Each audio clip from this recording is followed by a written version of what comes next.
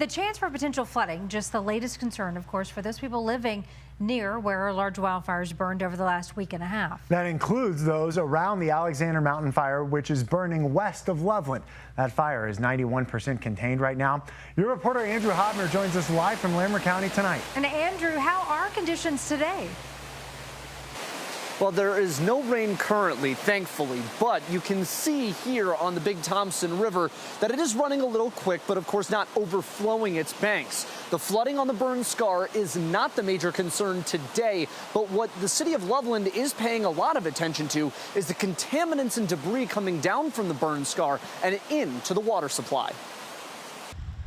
Driving up Highway 34, you realize how close Cedar Cove came to disaster. The fire line bumping right up against houses and on the banks of the Big Thompson River.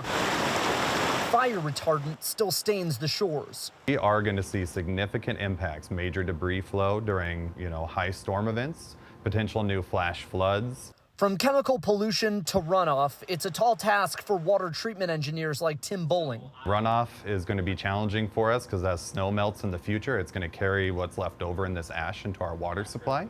So how do they figure out how to treat the water after a fire? We can take that runoff water, we can start adding different chemicals, different blends to it to decide what does it take to treat this new quality of water coming into our plant. Even with concerns over flooding alleviated Thursday afternoon, at least for the time being, that doesn't mean it can't come later. Now that this fire's occurred, water is going to flow off much quicker, and it's going to carry through with it a lot of these other contaminants that we haven't seen before. As lessons learned from prior wildfires are helping Loveland's water treatment engineers now. We have monitoring stations up the canyon that we installed after the Cameron Peak fire and even earlier than that, which will give us an indication to our treatment staff. And means that there won't be an issue for those in the city and downriver. We do expect to see substantial impacts to the water supply, but we don't expect to see it actually being reflected through our distribution system. And the burn scar of the Alexander Mountain Fire accounts for 2% of the total watershed, 5% of what is influential to the city of Loveland.